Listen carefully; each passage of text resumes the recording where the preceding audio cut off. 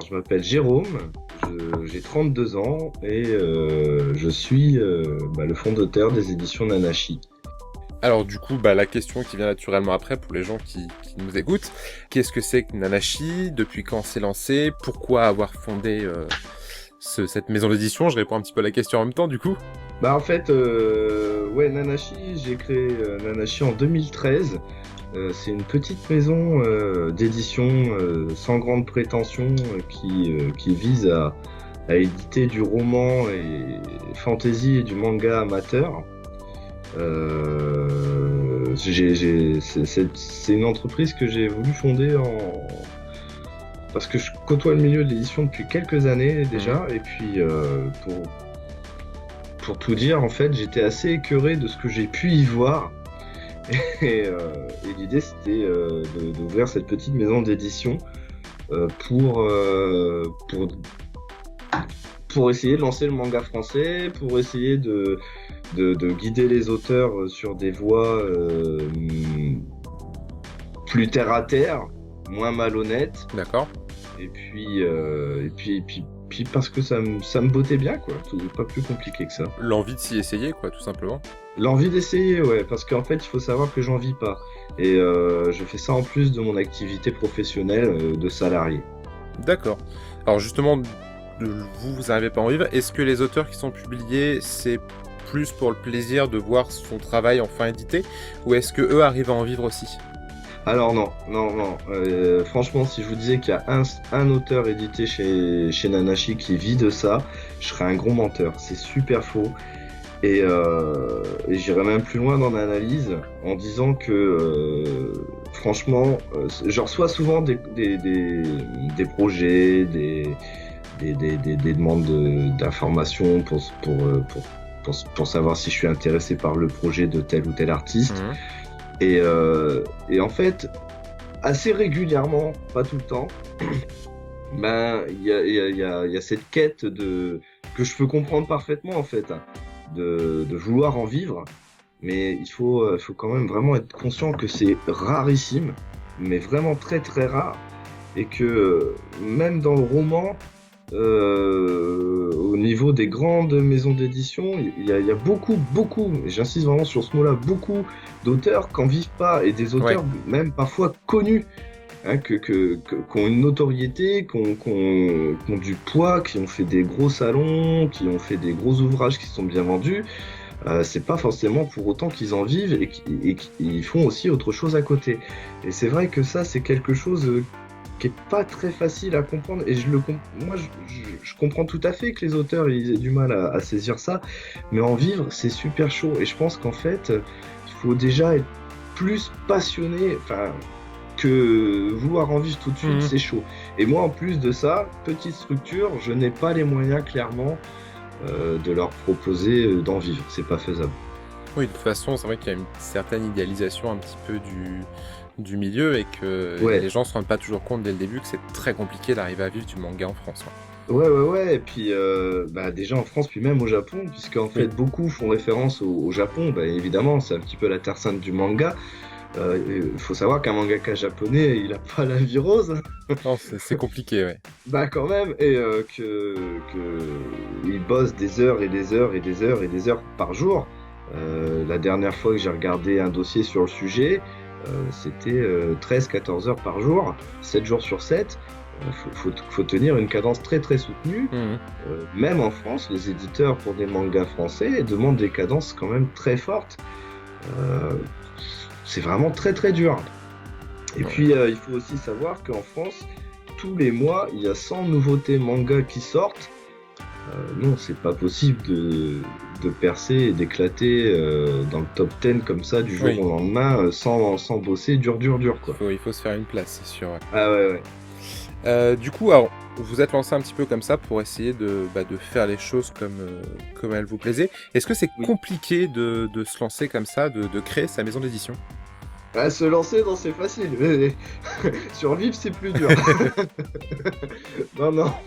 Ouais, franchement, quand j'ai ouvert, j'étais à des années-lumière. Je m'étais fait un petit... comme les auteurs qui ont des espérances. Moi, j'avais des espérances aussi en ouvrant l'entreprise.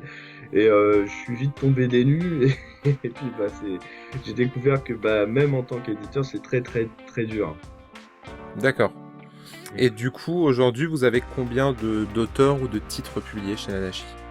Alors, les auteurs, il y en a 19. D'accord. À l'heure où je vous parle, il y en a d'autres avec qui on est en discussion pour essayer d'avancer sur des projets. Quand je dis 19, c'est des auteurs signés avec Nanashi. La grande majorité ont déjà leurs œuvres, au moins une œuvre sortie, et d'autres sont en prépa. D'accord. Et il y en a d'autres d'autres auteurs avec d'autres projets avec lesquels on est en pourparlers en ce moment. Et bon, pour l'instant, on est à 19. Et en œuvre, là, honnêtement, je sais pas. Oui, c'est plus compliqué. C'est plus compliqué, ouais. Aujourd'hui, je pense qu'il y a plus de 100 ISBN qui sont passés.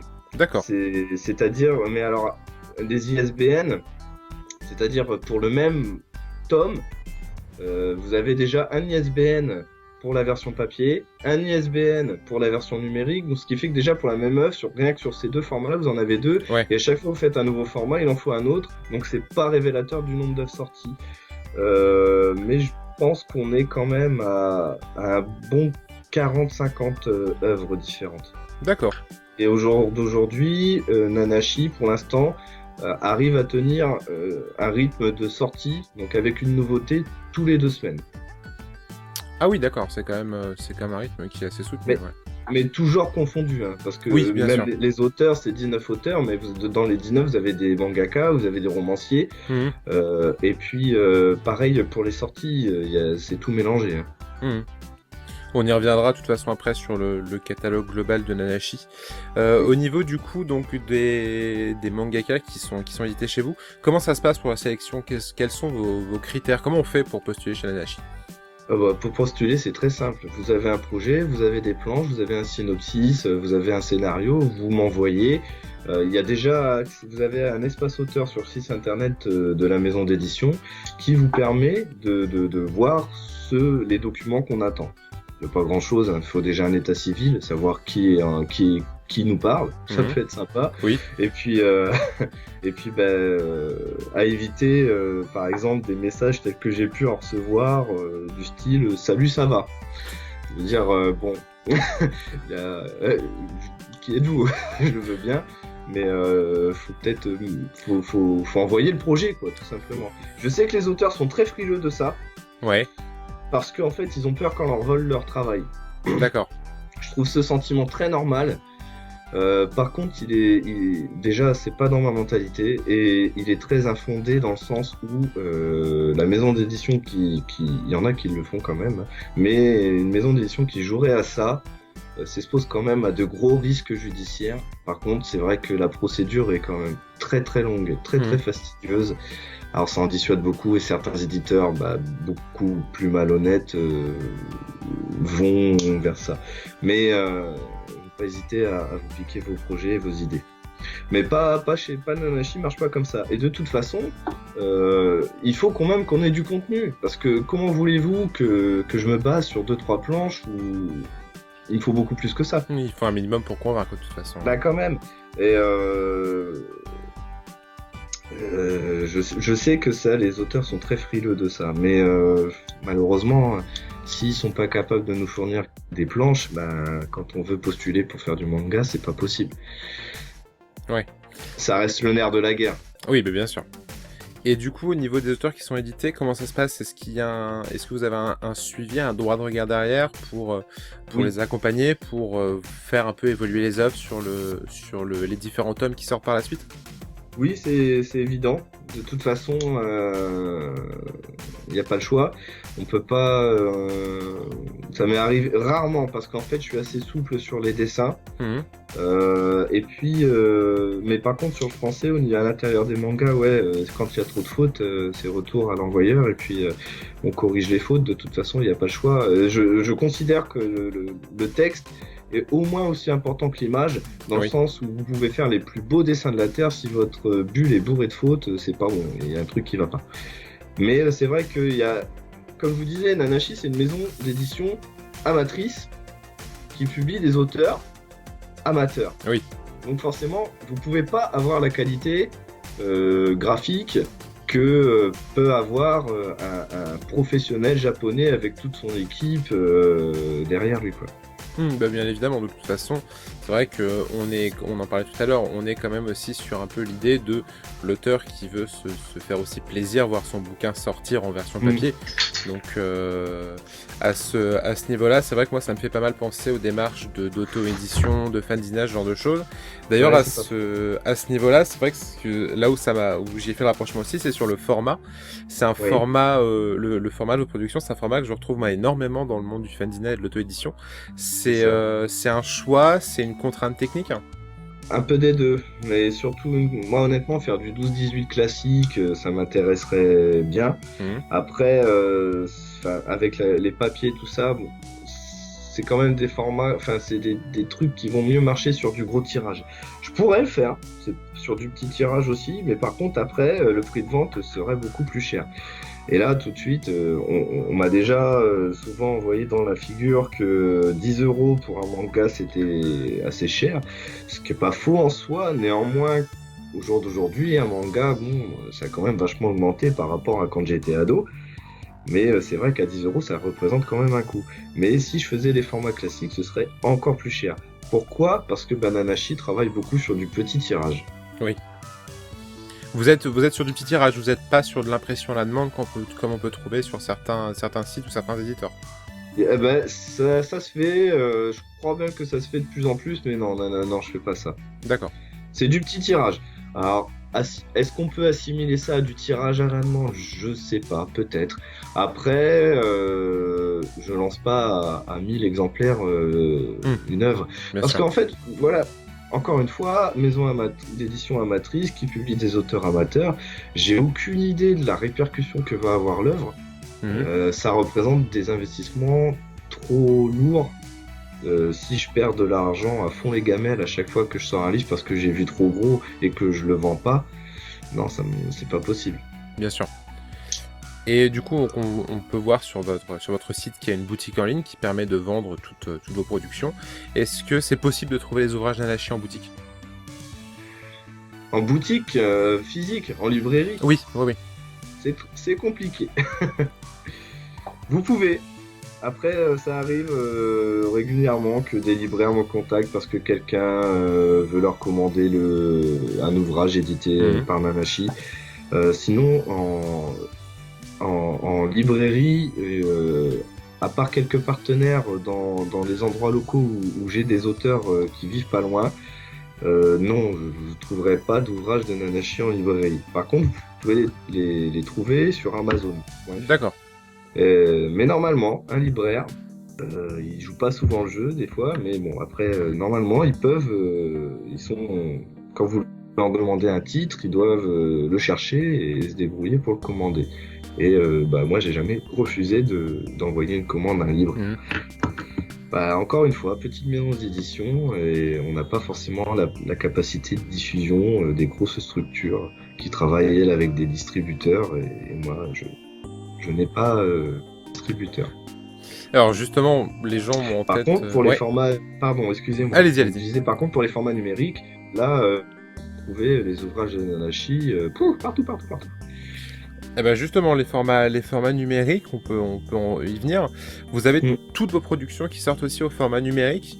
Est-ce que ça fonctionne bien, le manga comme ça en numérique ? Et est-ce que c'est aussi une facilité de diffusion plutôt que le format papier ? Alors en fait, je vais répondre à votre question parce qu'elle est multiple. Je vais pas partir sur le manga au démarrage. D'accord. Et je vais y venir derrière. Le format numérique, le roman, marche très bien. C'est un encodage très facile, c'est pas compliqué à faire. Faut un peu de technique quand même, mais c'est pas sorcier. Le manga, ça marche beaucoup moins bien. Parce que la BD, en fait, de manière générale. Parce que les lecteurs reprochent souvent que pour lire certaines bulles, ils sont obligés d'agrandir. Il y a un confort de lecture qui n'est pas là par rapport au format papier. Donc le format numérique marche très très bien pour tout ce qui va être roman, essai, poésie, tout ce qui est texte. Ouais. Par contre, tout ce qui va être BD, manga, comics, ça marche pas top. Non. D'accord. Et par contre, je voulais faire un petit aparté sur le livre numérique parce qu'en fait, c'est un format qui a été très important pour Nanashi. parce que en fait, comme je vous disais, ouvrir une entreprise, c'est très très simple. Par contre, la faire survivre, c'est déjà un peu plus dur. Et quand j'ai ouvert la boîte, les premiers devis que je faisais chez les imprimeurs étaient juste vraiment très très moches. Et puis le format numérique, s'il n'avait pas existé, je pense que en fait la maison d'édition serait déjà fermée aujourd'hui et depuis déjà longtemps. Je sais pas si j'aurais fait plus de 2 ans ou s'il n'y avait pas eu le format numérique. D'accord. Ça a été une partie de la propulsion de Nanashi. Et aujourd'hui encore, ça reste une source de revenus non négligeable. Et au niveau de justement de la répartition, si vous n'aviez fait que du manga, pas de roman, vous pensez que ça aurait pu tenir aussi longtemps? Non, C'est encore non, trop juste. non, parce que en fait, là, c'est plus les auteurs. Je, je, là, alors là, il y a, j'ai pas vraiment de réponse en fait. C'est que des suppositions. Mhm. Je pense que les auteurs de manga, j'arrive pas à tourner ma phrase correctement. C'est assez bizarre. J'ai l'impression qu'en fait, Nanashi, ça leur correspond pas. Je sais pas pourquoi. Peut-être que considère que c'est une trop petite structure. Mhm. Franchement, tout à l'heure, quand je vous disais par rapport aux auteurs qui s'imaginent déjà, peut-être même avec des tapis rouges ou en vivre, Mhm. ben, en fait, chez les romanciers, j'ai beaucoup moins ce problème-là. C'est quelque chose que je retrouve beaucoup plus chez les mangaka et c'est pour ça que je l'ai abordé tout à l'heure. Je pourrais pas vous dire pourquoi. Pourquoi ça marcherait pas Ben oui, ben après j'en ai déjà pas mal des mangas. C'est Mhm. vrai que j'aurais voulu en faire plus, mais c'est vrai que ce qui se démarque, ça reste le roman en fait D'accord. pour Nanashi. Et c'est vrai que pour moi qui misais sur le roman fantasy, mais aussi pas mal sur le manga parce que j'adore ça, mais j'aurais voulu en faire plus. Et encore aujourd'hui, hein, n'hésitez pas, cher mangaka, à me proposer vos projets, mais j'ai pas d'explication à donner sur le fait que j'ai pas plus de mangaka que ça. D'accord. Alors j'ai vu aussi que du coup sur votre boutique vous aviez une catégorie autres éditeurs sur des titres Oui. comme My Destiny par exemple. Comment ça se passe? Ça c'est des partenariats qui se font avec les auteurs, avec les autres éditeurs? Bah en fait, Nanashi, ça marche par passion sur beaucoup de points. Et en fait, au gré des salons, au gré des rencontres diverses et variées, j'ai noué contact avec d'autres auteurs et qui sont auto-édités. Pour D'accord. la plupart de ce que vous trouvez dans cette catégorie, ce sont des auteurs auto-édités. Et puis, bah, à l'instar d'une librairie, je leur prends des livres et je les revends, quoi. J'essaye de leur donner aussi une visibilité par ce biais-là, parce que bah voilà, j'aime beaucoup. Voilà, j'aime bien. D'accord. Je bosse par passion. J'aime bien montrer tout ce qui me plaît, tous ces trucs-là et ces auteurs-là, bah m'ont plu et du coup, bah j'essaye de les aider un peu à ma modeste contribution grâce à ça, quoi. Un échange de bons procédés quoi. Même pas, puisque je demande pas grand chose en retour, Mhm. même rien, quoi. Je fais ça. Oui, bah, par contre, oui, je demande une remise, parce que, bah, moi, comme tout le monde, quand je vois un objet, j'ai mes impôts à payer Oui, dessus. bien sûr. Et puis, bah, donc, je leur demande une remise, et puis, bah, c'est pas comme un libraire, quoi. Mais c'est D'accord. vraiment Par par passion plaisir, quoi. quoi. Ouais, voilà. D'accord. Alors du coup on en parlait un petit peu tout à l'heure, donc dans votre catalogue comprend aussi des romans et des BD non manga. Ouais. Est-ce qu'il y a une ligne directrice derrière tout ça? Est-ce que c'est plutôt coup de cœur derrière? Un peu des deux, mais je suis quand même plus fantasy. D'accord. Surtout pour les romans, c'est vrai que je suis pas à l'abri d'un coup de cœur, de tomber sur un ouvrage qui a rien à voir et qui va me faire waouh, en sachant que les romans, bah, ça prend du temps à lire et tout ça. Oui. Donc je les passe beaucoup à des lecteurs tests, des partenaires qui sont avec moi. Et puis, mais j'exclus pas le coup de cœur. Ouais. Mais la ligne directrice, ça reste le fantasy. Par contre, pour les mangas, c'est vrai que je suis beaucoup plus large. Je suis pas que sur le fantasy, même si ça reste le truc que moi perso je préfère. Oui. J'aime me tourner vers d'autres genres, que même des fois des trucs très terre à terre, pourquoi pas des scénarios policiers ou autres Mhm. sur du manga, quoi. Mais sinon, de manière générale, Nanashi c'est plutôt axé héroïque fantasy SF. D'accord. Et alors du coup, pour finir, le futur de Nanashi, c'est quoi en manga français? Des suites de séries déjà commencées? Est-ce qu'il y a des nouveautés à venir dans les mois qui arrivent? Alors, il y a la suite des Chroniques des Nomados. Ouais, Et normalement, on va continuer cette année. Après, là, très très prochainement, il y a My Destiny, qui était une œuvre auto-éditée jusque-là, dont l'auteur nous a confié la version papier aussi. ouais, Donc le tome 1 va sortir la semaine prochaine, mercredi prochain. Et après, ben, on verra. Là, je sais. d'accord. Et il y a le tome 2 de Red Fox qui va sortir aussi cette année. Et puis j'espère que les autres auteurs de manga, pour l'instant, on n'a pas de tome. Enfin, les tomes 2 sont en prépa, quoi. Je sais pas D'accord. encore quand est-ce qu'ils sortiront. Selon comment ça avance de leur côté. Bah voilà, parce qu'en fait, Nanashi Édition n'étant pas en mesure de leur offrir des revenus élevés et encore moins réguliers, j'impose pas de rythme de travail défini ou de deadline défini, justement parce que je sais que comme moi, tous ces gens-là ont un emploi à côté, qui font ça beaucoup par passion et que bah forcément, C'est pas toujours facile. ça ralentit leur cadence et c'est pas Mm. toujours facile pour eux. D'accord, et ben du coup on vous invite, vous qui nous écoutez, à aller faire un tour hein, sur le site nanashi.fr, il me semble, tout simplement. C'est ça, Et puis avec un C. avec un C. Et puis avoir un petit peu tout ce qui se fait, et si l'envie vous en prend, pourquoi pas d'envoyer une candidature tout simplement. Toutes les informations sont sur le site de toute façon. Et ben merci beaucoup Jérôme pour ces Pas de rien. réponses. Bah, Et merci puis, à vous. on va suivre ça de près pour voir ce qui sort à l'avenir, tout simplement. D'accord, bah merci beaucoup encore.